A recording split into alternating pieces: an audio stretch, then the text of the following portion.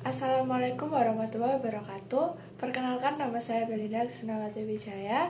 Saya bisa dipanggil Belinda. Saya berasal dari Universitas Negeri Malang, Fakultas Ekonomi dan Bisnis, dengan prodi S1 Akuntansi. Di sini saya akan membahas tentang sistem ekonomi. Lalu, materi apa saja yang akan kita bahas? Yang pertama adalah sistem ekonomi tradisional, yang kedua adalah sistem ekonomi pasar, yang ketiga sistem ekonomi terpusat, yang keempat sistem ekonomi campuran, dan yang terakhir adalah sistem ekonomi Pancasila. Sebelum membahas materi sistem ekonomi, yang pertama kali ingin saya bahas adalah tentang definisi ilmu ekonomi. Ilmu ekonomi sendiri adalah ilmu yang mempelajari tingkah laku manusia untuk mendapatkan dan mengelola sumber daya yang terbatas, di mana ilmu ini muncul karena manusia memiliki kebutuhan dan keinginan yang tidak terbatas, tetapi sumber daya yang tersedia untuk memenuhi kebutuhan tersebut terbatas. Nah, dari definisi tadi, dengan mempelajari ilmu ekonomi, kita bisa memprediksi tindakan manusia untuk kedepannya, yang kemudian bisa kita gunakan untuk perencanaan bisnis, penentuan harga, kebijakan pemasaran, kebijakan sumber daya, hingga kebijakan untuk kesejahteraan masyarakat. Selanjutnya, ruang lingkup ilmu ekonomi dibagi menjadi dua, yaitu ekonomi mikro dan ekonomi makro. Di mana yang pertama adalah ekonomi mikro atau mikroekonomik, yaitu ilmu ekonomi yang mempelajari bagian kecil atau aspek individual dari kegiatan perekonomian. Dan analisis yang digunakan oleh ekonomi mikro adalah analisis konsumen dalam penggunaan pendapatannya dan analisis produsen dalam menawarkan barangnya di dalam pasar. Serta ekonomi mikro ini menggunakan pendekatan teori harga, karena pada dasarnya inti dari ekonomi mikro adalah penentuan harga. Yang kedua adalah ekonomi makro atau makroekonomik, yaitu ilmu ekonomi yang mempelajari keseluruhan perilaku ekonomi yang dikaitkan dengan penggunaan faktor produksi yang tersedia secara efisien demi mencapai kemakmuran masyarakat yang maksimal. Dan ekonomi makro ini menggunakan pendekatan teori pendapatan, karena inti dari ekonomi makro adalah penentuan tingkat kegiatan ekonomi yang diukur dengan pendapatan. Selanjutnya, saya akan tetap membahas tentang ilmu ekonomi, yaitu manfaat dari ilmu ekonomi. Yang pertama adalah memberikan masukan untuk pengambilan keputusan terhadap tindakan ekonomi.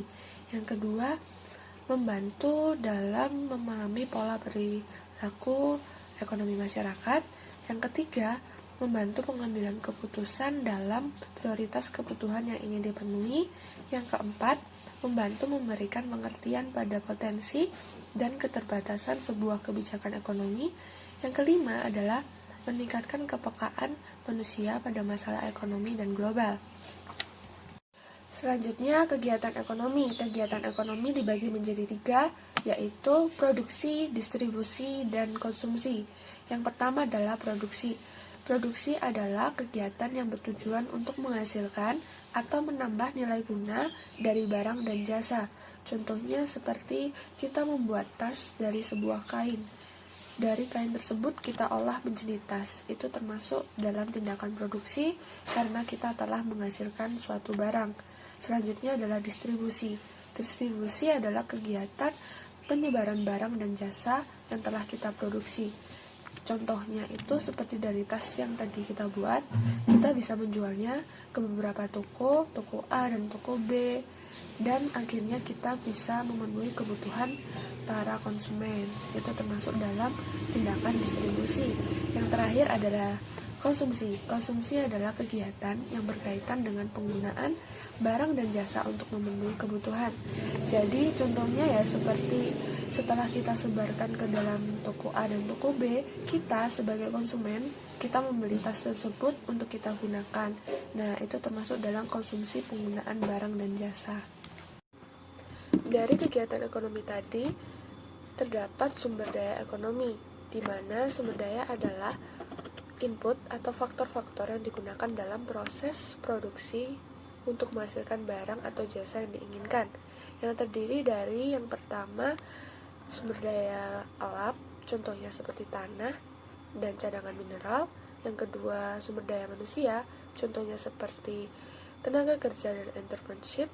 Yang ketiga sumber daya modal, contohnya seperti peralatan fisik, mesin, bangunan, dan komputer. Dari sumber daya ekonomi tersebut juga terdapat hasil kegiatan ekonomi, di mana hasil kegiatan ekonomi ini lebih mengarah kepada perusahaan untuk menyenangkan atau memenuhi kebutuhan konsumen, di mana terdapat 3 kata tanya bagi perusahaan, yaitu what, how, dan for whom. Nah, dari penjelasan yang sudah saya berikan tentang ilmu ekonomi, terdapat pula masalah ekonomi, di mana masalah ekonomi ini dibagi menjadi 2, yaitu masalah ekonomi klasik yang terdiri dari produksi, distribusi, dan konsumsi, dan masalah ekonomi modern yang terdiri dari what, how, dan for whom. Dari kedua masalah ini dapat diselesaikan dengan menggunakan sistem ekonomi. Selanjutnya, sebelum membahas tentang jenis-jenis ekonomi sesuai dengan materi, saya akan menjelaskan terlebih dahulu tentang pengertian sistem ekonomi. Sistem ekonomi adalah suatu cara untuk mengatur dan mengorganisir semua kegiatan ekonomi dalam anggota masyarakat, baik oleh pemerintah maupun pihak swasta, berdasarkan prinsip tertentu demi mencapai kemakmuran atau kesejahteraan. Sistem ekonomi ini dapat berjalan dengan baik asalkan adanya perangkat ekonomi. Contohnya seperti adanya konsumen, produsen, pemerintah, dan lembaga keuangan. Dan pada dasarnya, sistem ekonomi ini memiliki beberapa fungsi utama, yaitu yang pertama, mengkoordinasi kegiatan individu dalam suatu perekonomian. Yang kedua, menyediakan dorongan untuk menghasilkan barang atau jasa.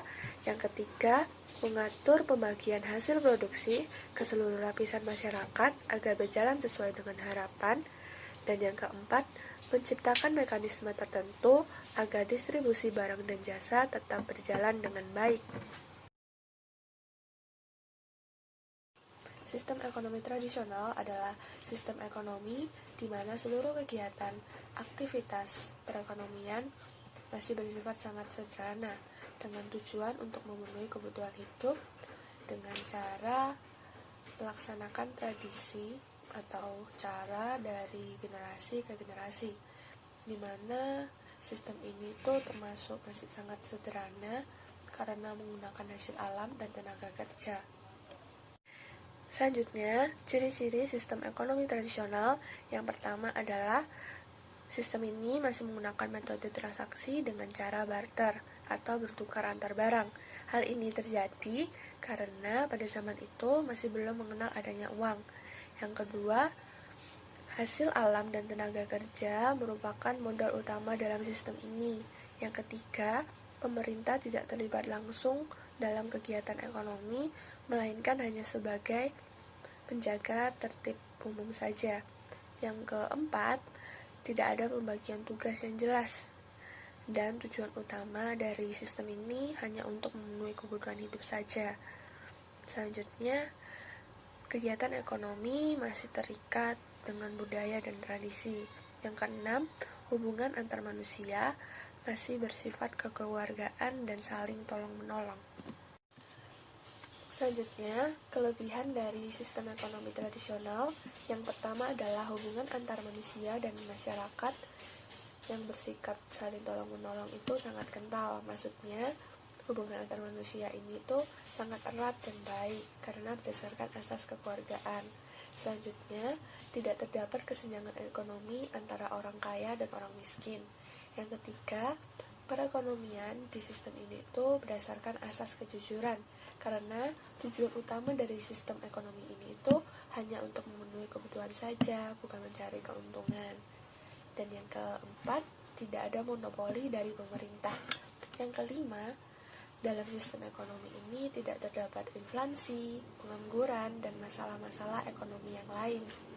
Selanjutnya, setelah menjelaskan tentang kelebihan sistem ekonomi tradisional, sistem ini juga memiliki kekurangan.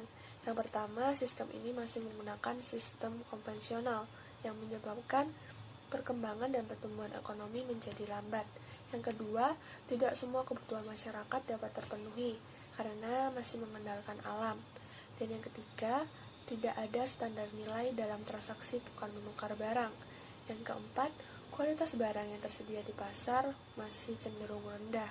Dan kelima, tingkat persaingan pasar juga masih cenderung rendah.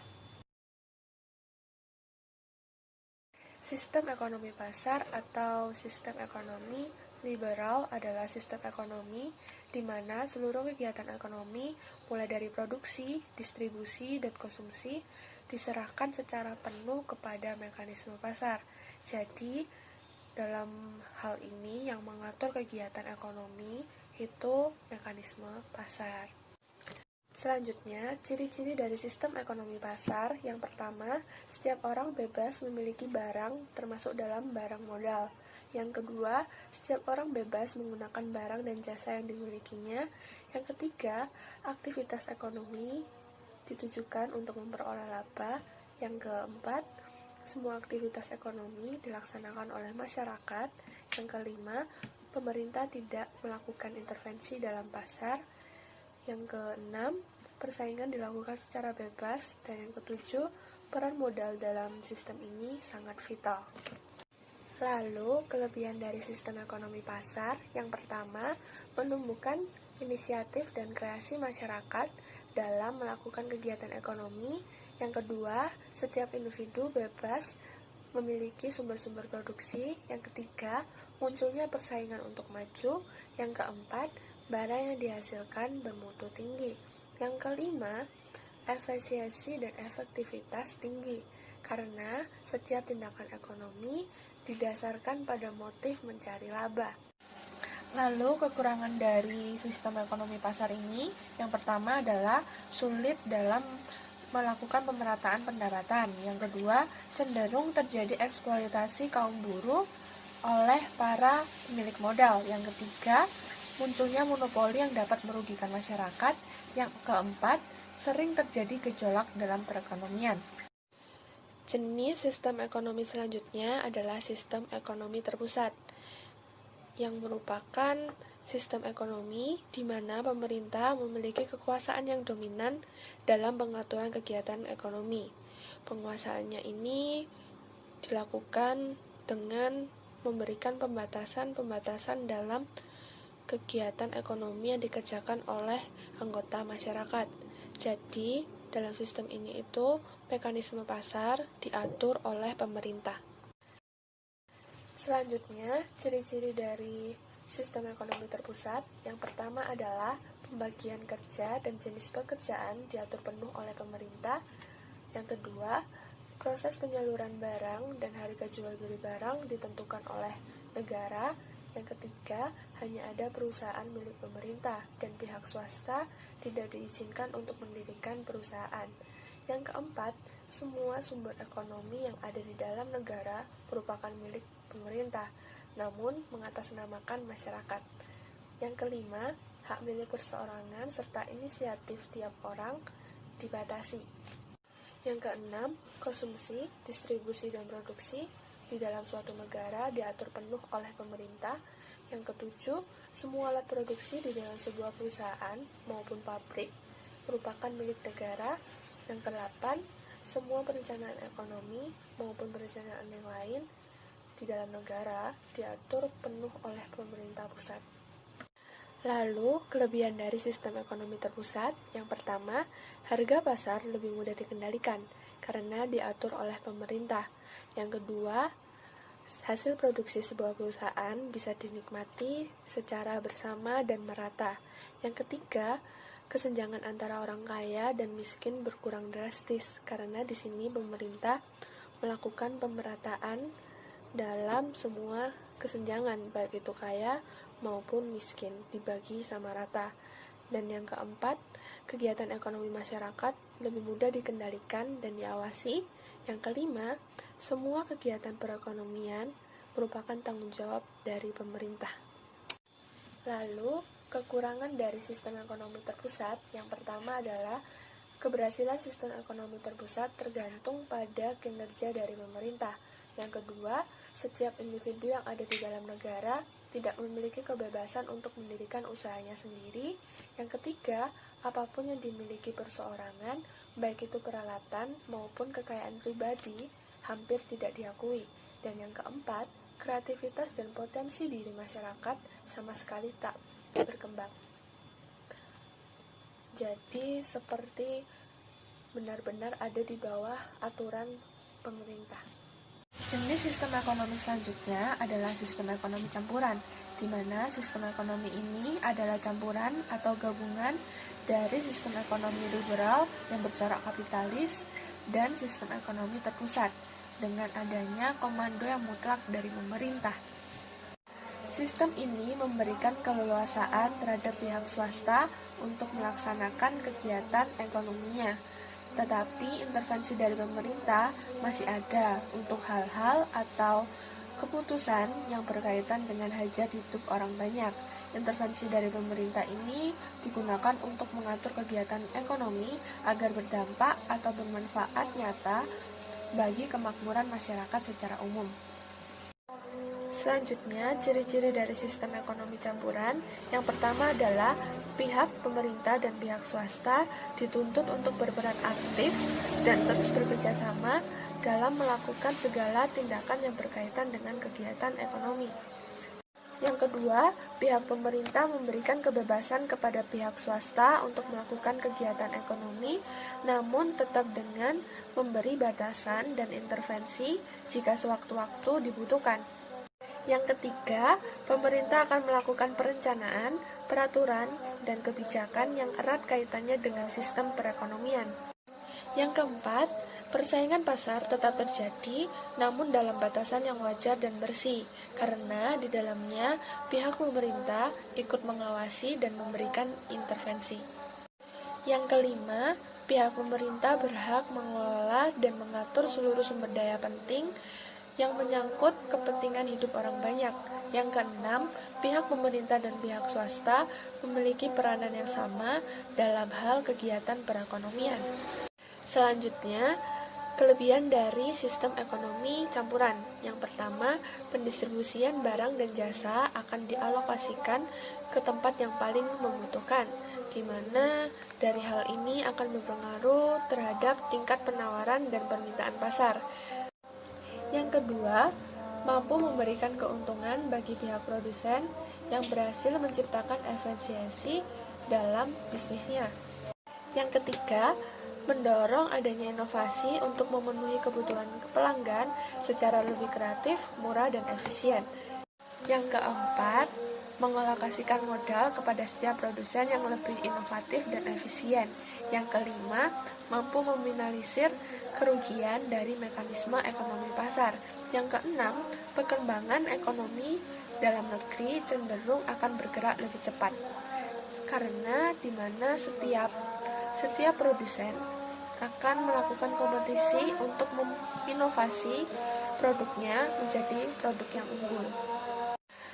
Lalu, kekurangan dari sistem ekonomi campuran, yang pertama, pihak pemerintah memiliki tanggung jawab yang lebih besar dibandingkan pihak swasta. Yang kedua, perencanaan industri yang terpusat oleh pemerintah pun bisa menimbulkan masalah. Yang ketiga, pihak swasta tidak dapat memaksimalkan keuntungan karena adanya intervensi dari pihak pemerintah. Yang keempat, pertumbuhan laju ekonomi akan cenderung lebih lambat daripada sistem ekonomi liberal. Yang kelima, pembatasan sumber produksi yang dimiliki oleh pihak pemerintah serta pihak swasta akan sulit ditentukan. Yang keenam, pemerataan pendapatan akan cenderung lebih sulit direalisasikan di lapangan. Nah, selanjutnya saya akan menjelaskan sistem ekonomi yang digunakan oleh bangsa Indonesia, yaitu sistem ekonomi Pancasila. Secara sederhana, sistem ekonomi Pancasila ini adalah sistem ekonomi yang dijiwai oleh ideologi Pancasila yang berlandaskan asas kekeluargaan dan gotong royong. Sistem ekonomi ini memberikan kebebasan kepada seluruh warga negara Indonesia untuk membangun atau mendirikan sebuah usaha perekonomian dengan batasan dan syarat-syarat yang telah ditentukan. Lalu, produksi masyarakat kebanyakan adalah usaha swasta yang bersandingan dengan perusahaan negara yang meliputi bidang pertanian, pertambangan, perbankan, dan lain-lain. Selanjutnya, ciri-ciri dari sistem ekonomi Pancasila itu dianut dalam Undang-Undang Dasar 1945 pada pasal 33 setelah amandemen 2002, yaitu yang pertama, perekonomian yang berdasarkan asas kekeluargaan yang disusun sebagai usaha bersama. Yang kedua, sumber daya yang meliputi bumi dan air, serta kekayaan alam lain yang terkandung di dalamnya dikuasai oleh negara dengan tujuan digunakan sebesar-besarnya untuk kemakmuran rakyat. Yang ketiga, negara menguasai cabang-cabang produksi yang penting bagi hajat hidup orang banyak. Yang keempat, perekonomian nasional diselenggarakan pada prinsip ekonomi kebersamaan atas dasar demokrasi ekonomi, efisiensi, berkeadilan, berkelanjutan, berwawasan lingkungan, kemandirian, dan menjaga keseimbangan kemajuan serta kesatuan ekonomi nasional. Yang kelima, ketentuan peraturan lebih lanjut tentang pelaksanaan pasal ini diatur dalam undang-undang. Selanjutnya, kelebihan dari sistem ekonomi Pancasila ini, yang pertama, potensi inisiatif dan kreasi masing-masing warga negara dikembangkan sepenuhnya selama tidak merugikan untuk kepentingan umum. Yang kedua, warga negara mempunyai kebebasan dalam menentukan pekerjaan yang sesuai atau yang diinginkan. Yang ketiga, perekonomian dibuat sebagai upaya bersama terhadap asas kekeluargaan. Yang keempat, cabang produksi yang penting untuk negara dan menguasai kepentingan hidup orang banyak dikuasai oleh negara. Yang kelima, bumi dan air serta kekayaan alam yang ada di dalamnya dikuasai oleh negara dan digunakan sebesar-besarnya untuk kemakmuran rakyat. Yang keenam, fakir miskin dan anak-anak terlantar dipelihara oleh negara. Lalu, kekurangan dari sistem ekonomi Pancasila ini yang pertama, sistem private liberalisme yang menumbuhkan eksploitasi masyarakat dan bangsa lain. Yang kedua, sistem etatisme. Negara sangat berperan dan juga mematikan serta daya kreasi unit ekonomi di luar sektor negara. Yang ketiga, pemusatan kekuatan ekonomi di suatu kelompok dalam bentuk monopoli yang merugikan masyarakat. Sekian penjelasan yang bisa saya presentasikan. Apabila ada salah kata, saya mohon maaf dan terima kasih.